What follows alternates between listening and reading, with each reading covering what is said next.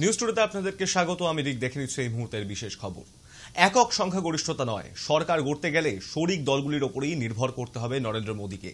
শুক্রবার সংসদ ভবনে সেন্ট্রাল হলে সম্পন্ন হল এএনডির বৈঠক। বিজেপির নেতা নেতৃত্ব বটে, এই বৈঠকে উপস্থিত ছিলেন নীতিশ নাইডু সহ এনডিএর অন্যান্য শরিক দলের প্রতিনিধি। 18তম লোকসভা নির্বাচনে 300-র গণ্ডি পার করতে পারল না এনডিএ, তাই সরকার গড়তে ভরসা শরিকি দলগুলি। পূর্ব নির্ধারিত সূচি মেনে শুক্রবার সংসদে পৌঁছন নরেন্দ্র মোদী। বৈঠকে এনডিএর দলনেতা হিসেবে মোদীকে নির্বাচন করা হয়। বৈঠকে বক্তব্য রাখতে গিয়ে টিডিপি প্রধান চন্দ্রবাবু নাইডু নরেন্দ্র মোদীর প্রশংসায় পঞ্চমুখ হন।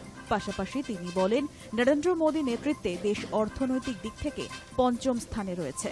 2047 সালের মধ্যে নরেন্দ্র মোদীর নেতৃত্বে দেশ হবে বিকশিত Bharat. For the last 4 decades, I have seen so many leaders. I can give entire credit for Narendra Modi ji for making India proud globally. That is his biggest achievement for the country. Now, under his leadership, we have reached 5th largest economy in the world. Now, we are confident during this tenure he is going to make India 3rd largest economy in the world.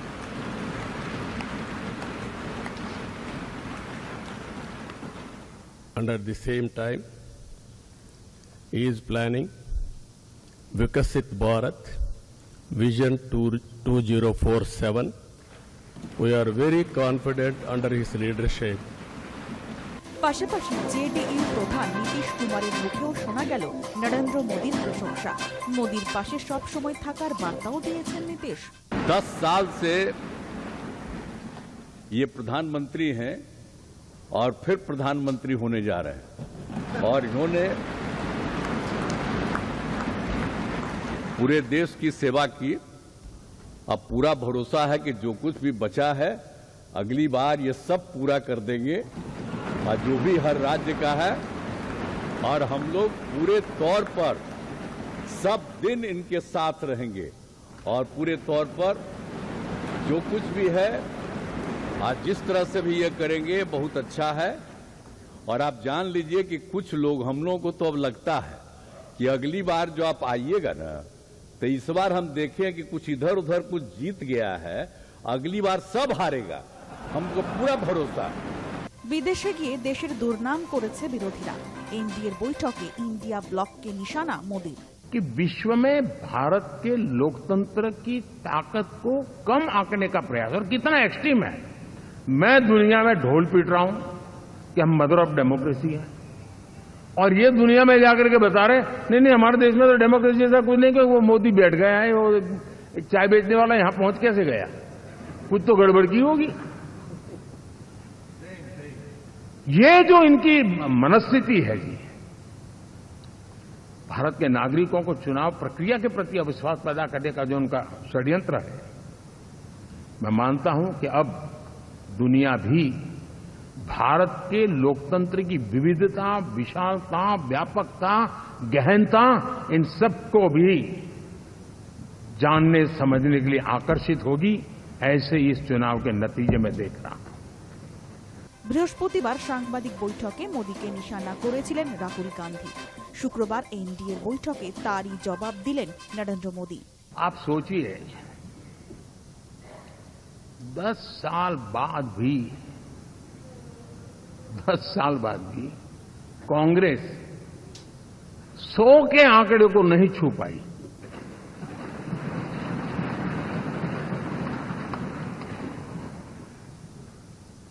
और अगर मैं 14, 19 और 24 3 चुनावों को जोड़ करके कहूं, कांग्रेस के 3 चुनाव जोड़ूं, तो इन 3 चुनावों में जितनी सीटें मिली है उससे ज्यादा हमें इस चुनाव में मिली है।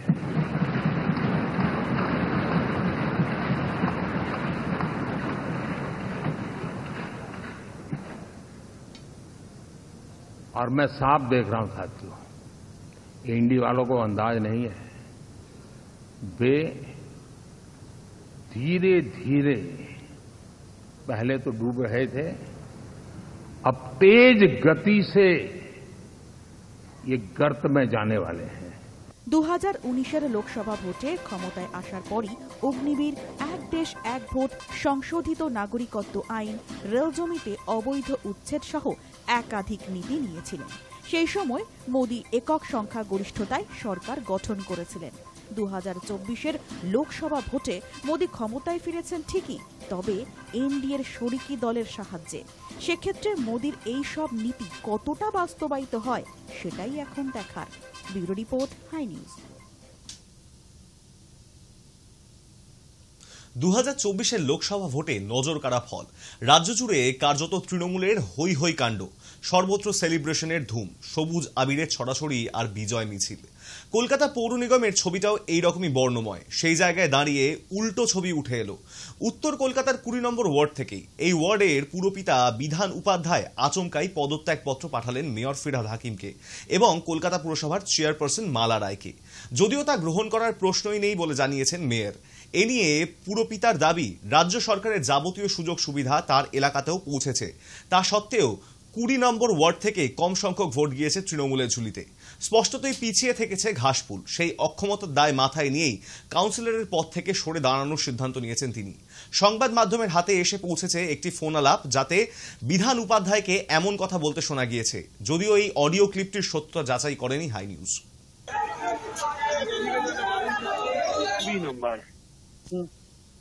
20 নম্বরের ভোটার। আমি বাড়ি বাড়ি ঘুরলাম, ওরা কাজে খুব সন্তোষ, দিদির পরিষেবা সব পাচ্ছে। একটা ঘরে 2000, কারো ঘরে 3000, কারো ঘরে 4000, কোনো কোনো ঘরে 5000 করে মাসে আসছে। লক্ষ্মী ভান্ডারের, বার্ধক্য ভাতা, মানবিক ভাতা, বিধবা ভাতা সব মিলিয়ে। আর দিদি যা ওখান থেকে পাঠাচ্ছে, মেয়র সাহেব যে পয়সা পাঠাচ্ছেন কাজের জন্য, কাজ ওই টাকা দিয়ে তো কাজ হচ্ছে বটে। আমার কাজে খুশি তো, আমার দলের কাজ তো, ভোট তো তোমাকে করবে। আমাকে তুমি প্রথম জেতালে 4750 ভোটে সুধাংশু শীলের সামনে। সিপিএম এর এক্স এমপি, এমএলএ, ও ছিল এক্স এমআইসি কর্পোরেশনের বড় চেয়ারম্যান। আর 21-এ আমাকে 9000 ভোটে জেতালে। আর দলের ক্যান্ডিডেটকে তুমি 217 ভোট কেন? ও তো পরিষেবা পেয়ে আমি 24 ঘন্টা তোমাদের জন্য কাজ করছি। তো আমার অভিমান আমাদের ভোটার উপরে, ওয়ার্ডে ভোটার উপরে অভিমান করে আমি এটা রিজাইন দিয়েছি। আমার বয়স হয়ে গেছে 68 বছর। কাউন্সিলর হয়ে কাজ করার খুব মুশকিল আছে এই বয়সে। ইয়াং লোক কিন্তু প্রশ্ন উঠছে দাদা, তোমার থেকে বেশি ভোটে তো অনেক বড় বড় যারা কাউন্সিলররা তারা তো হেরেছে, তারা তো অনেক এমআইসি আছে, বড় চেয়ারম্যান আছে। ওর থেকে আমার কি যায় আছে? আমার চিন্তাধারা আমার কাছে। আমি দিদিকে ভালোবাসি, আমি অভিষেক বন্দ্যোপাধ্যায়কে ভালোবাসি, দলকে ভালোবাসি, কিন্তু আমি কাউন্সিলর থাকবো না কোনো ভাবে। এটা আমার নিজের চিন্তা, আমার নিজের অভিমান, আমার ভোটারদের উপরে। পরিষেবা দিয়ে আমি 8 বছর ধরে পরিষেবা দিচ্ছি। আমার পরিষেবা তুমি খুশি, আমার দলকে তুমি ভোট দেবে না, এ কি মানে? তো তুমি কি চিঠি কাকে পাঠালে? আমি চেয়ারম্যানকে পাঠালাম, মেয়রকে পাঠালাম, দিদিকে পাঠিয়েছি, অভিষেক বন্দ্যোপাধ্যায়কে পাঠিয়েছি, রাজ্য সভাপতিকে পাঠিয়েছি। আমরা দেখেছিলাম নির্বাচনের আগে তুমি সুদীপ বন্দ্যোপাধ্যায়ের বিরুদ্ধে কথা বলেছিলে যে এমপি কে দেখা যায় না, সেই কারণে কি পদত্যাগ? দেখুন, একটা কথা বলি, ওটা পলিটিক্যাল ডিসকাশন। আমি বলেছিলাম সুদীপ বন্দ্যোপাধ্যায় মহাশয়, মমতা ব্যানার্জি কিংবা অভিষেক ব্যানার্জি কোন লোক উত্তর কলকাতায় পলিটিক্স করবে, পদ নিয়ে বসে থাকবে, ওটা উনি পছন্দ করেন না। উনি সিনিয়র লিডার, সব ওনাকে মেনে চলতে হবে। আমি দিদির সঙ্গে 26 দিন অনশন করেছি। আমি তখন সমাজবাদী পার্টি স্টেট প্রেসিডেন্ট ছিলাম, আমি ন্যাশনাল সেক্রেটারি ছিলাম সমাজবাদী পার্টি। দিদির সঙ্গে কৃষক আন্দোলনে আমি ছিলাম। তো দিদিকে ভালোবেসে আমি দলে এসেছি, আমি সুদীপ বন্দ্যোপাধ্যায়কে থেকে দলে আসিনি। তাহলে ওই ব্যাপার এটা না, এটা দলের ক্যান্ডিডেট ছিল, দিদির ক্যান্ডিডেট ছিল, আর মেয়র সাহেব 3 মেতে আমাদের মিটিং করে বলেছিলেন পিয়ারলেস সিনে কি আপনারা জিতেছেন প্রত্যেক কাউন্সিলর, ওইভাবে দিদি আর অভিষেক বন্দ্যোপাধ্যায় যতজন ক্যান্ডিডেট আপনাদের ওয়ার্ডে হয়েছে যে যে এলাকায়, ওই ক্যান্ডিডেট জন্য আপনাদের কাজ করতে হবে, আর যত ভোটে আপনারা জিতেছেন ওই ক্যান্ডিডেটকে অত ভোটে জেতাতে হবে। ওই ভোটে আমি জেতাতে পারিনি, 217 ভোটে মানুষ আমাদের মতদাতারা আমার ওয়ার্ডে জিতিয়েছে, কিন্তু ওটা আমি মেনে নিতে পারছি না, সেই জন্য আমি কাউন্সিলর পদ থেকে রিজাইন দিলাম। এটা কি তোমার মানে একেবারে অন্তিম ডিসিশন? অন্তিম ডিসিশন, একদম 101%। যদি মেয়র গ্রহণ না করে পদত্যাগ তাহলে? না, ও তো স্বীকার না করলে আমি রিজাইন দিয়ে দিলাম, অ্যাকসেপ্ট করতেই হবে। তারপর অন্য জিনিস ভাববো, তাহলে না যদি অ্যাকসেপ্ট করে। এখন তো দলে আছি, আমি দল তো ছাড়ছি না, সংগঠন করবো, কি আছে, ঠিক আছে, সংগঠনে তো কাজ আছে প্রচুর। আমার মনে হয় না, তাকেও ধন্যবাদ জানাই যে তার ওয়ার্ডেও আমাদের মাইনাস ছিল, 19-এর রেজাল্টে আমাদের মাইনাস ছিল, সেই জায়গায় 200 কত ভোটে তিনি জিতেছেন, 217 ভোট। তাকেও ধন্যবাদ জানাই। এটা অসম্ভব এইসব, বিশেষ করে আমাদের এইসব ওয়ার্ডগুলোতে যেখানে আমরা লিড পেয়েছি, সেখানে কাউন্সিলররা অসম্ভব খেটেছে বলে লিড পেয়েছি। আপনি কি গ্রহণ করছেন? কোনো প্রশ্ন ওঠে না, উনি আমার দাদা। মেদিনীপুর লোকসভা কেন্দ্র বিজেপির শক্ত ঘাঁটি ছিল। অন্তত 2019 সালে তৎকালীন বিজেপির রাজ্য সভাপতি হিসেবে দিলীপ ঘোষ জয়লাভ করে তা প্রমাণ করে দিয়েছিলেন। এই লোকসভা কেন্দ্রের মেদিনীপুর বিধানসভা ও খড়গপুর বিধানসভা থেকে সবচেয়ে বেশি ব্যবধান দিয়েছিল। সব মিলিয়ে 87,000-এর ব্যবধান ছিল মেদিনীপুর লোকসভা কেন্দ্রে। কিন্তু এবার সেখানে 29,000 ভোটে জয়ী হয়েছে তৃণমূল প্রার্থী জুন মালিয়া। নিজেদের শক্ত ঘাঁটিতে বিপুল হারের পর টানা 2 দিন ধরে পর্যালোচনা শেষে বিজেপি প্রার্থী অগ্নিমিত্রা পলের উপলব্ধি, লক্ষ্মী ভান্ডারই তাদের হারের পেছনে বড় কারণ। পাশাপাশি নির্বাচনের ফল ঘোষণা হওয়ার পর থেকে পশ্চিম মেদিনীপুর জেলার বিভিন্ন প্রান্তে বহু বিজেপি কর্মী আক্রান্ত হচ্ছেন বলেও অভিযোগ। সেই প্রসঙ্গেও মুখ খুলেছেন অগ্নিমিত্রা পল। আমার বাংলাকে ওই ভাতা আর ডোলের রাজনীতিতে আমরা পরিণত করেছি যেভাবে, আমি সেইভাবে দেখতে চাই না। আমি চাই আমার ছেলে মেয়েরা, আমার সন্তানরা, আমার আগামী জেনারেশন, আমার পশ্চিমবঙ্গের মানুষ মাথা উঁচু করে ব্রাইট একটা জেনারেশন, তারা চাকরি পাবে, তারা এগোবে, পুরো রাজ্যটা এগোবে। কিন্তু আমরা তো দেখছি পিছিয়ে চলেছি। আজকে বাংলার মানুষ, বাংলার মায়েরা কিন্তু শুধু ওই ভাতা নিয়েই খুশি আর থাকবেন। দেখবো আগামী 5 বছর কি হয়। কাউন্টিং রুম থেকে বেরিয়ে এসো একটা কথাই বলেছিলাম, শুভেচ্ছা দেওয়ার সাথে সাথে, যে 2021-এ যে পোস্ট পোল ভায়োলেন্স হয়েছে এবং আপনারা দাঁড়িয়ে দাঁড়িয়ে দেখেছিলেন, প্রতিবাদ করেননি, অ্যাকশন নেননি, আমার তাকে বলা দরকার ছিল যে এই আমার মেদিনীপুরের যে কার্যকর্তা এবং সমর্থক, তাদের ওপর যেন সেই অত্যাচার না হয়। কিন্তু দেখলাম বন্ধু জুন সেই কথা রাখেননি। চূড়ান্তভাবে অত্যাচার চলছে, চূড়ান্তভাবে মারপিট, দাঙ্গা, বাড়ি আগুন লাগিয়ে দেওয়া।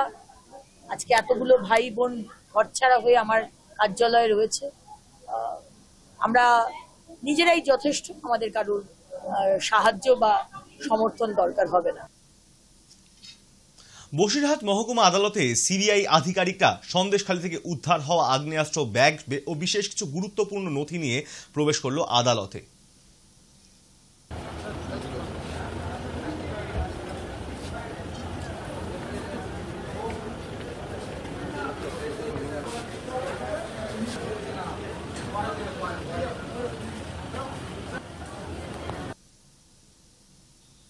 ছবি মুক্তির দিনই রেশন দুর্নীতি মামলায় অভিনেত্রী ঋতুপর্ণা সেনগুপ্তকে নোটিশ। 19 জুন অভিনেত্রীকে নিজেদের দপ্তরে ডেকে পাঠালো এনফোর্সমেন্ট ডিরেক্টরেট। যদিও এই প্রথম নয়, এর আগেও রেশন দুর্নীতি মামলায় অভিনেত্রীকে তলব করেছিল ইডি।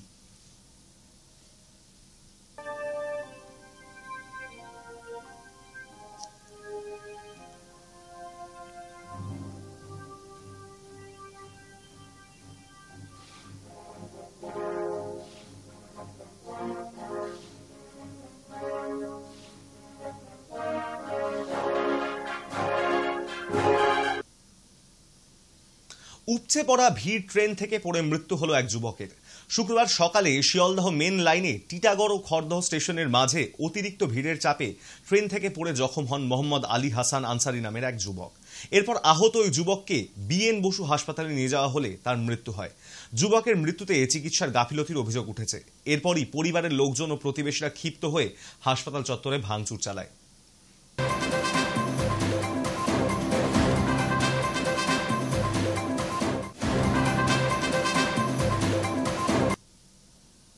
শিয়ালদহ স্টেশনের মেন ও কর্ড লাইনে অন্তত 90টি ট্রেন বাতিল।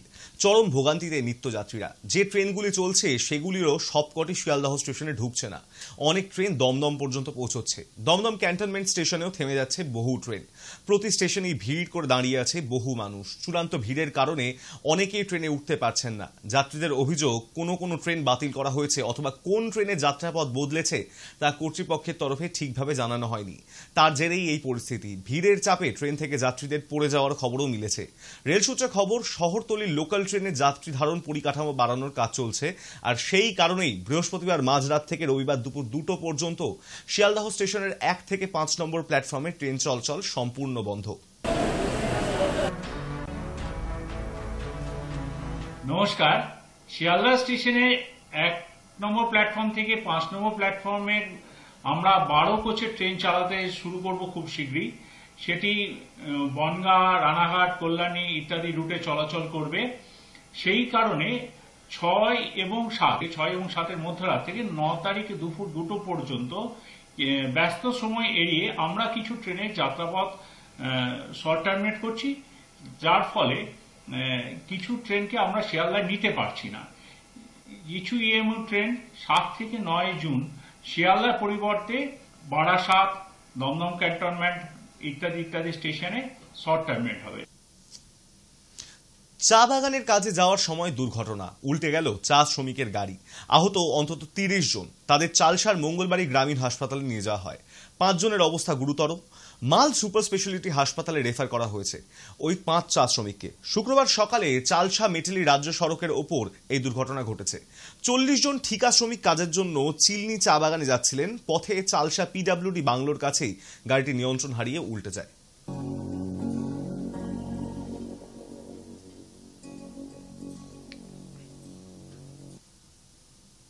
আগামী মাসেই রথযাত্রা, আর তার আগেই রথযাত্রা নিয়ে প্রস্তুতি শুরু করল শিলিগুড়ির ইসকন মন্দির কর্তৃপক্ষ।